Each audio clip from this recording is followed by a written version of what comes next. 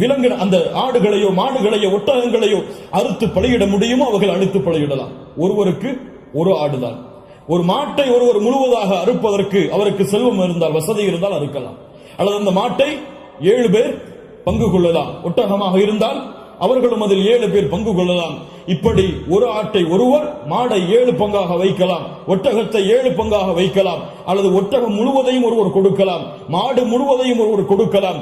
2 ஆடுகள் 3 ஆடுகள் என்று ஏழைகளுடைய கஷ்டங்களை நீக்க அல்லாஹ்வுடைய முகத்தை நாடுபவர்கள் எவ்வளவு அல்லாஹ் அவர்களுக்கு செல்வத்தை விசாலப்படுத்தி இருக்கிறாரோ அவ்வளவு அவர்களும் விசாலப்படுத்தலாம். அந்த விலங்கினங்களுடைய சட்டம் என்ன? ஆடாக இருந்தால் 1 வருடம் பூர்த்தியாக இருக்க வேண்டும், 2வது வருடத்தில் நுழைந்திருக்க வேண்டும்.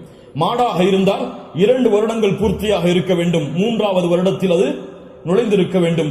ஒட்டகமாக இருந்தால் 5 வருடம் பூர்த்தியாக இருக்க வேண்டும், 6வது வருடத்தில் அது நுழைந்து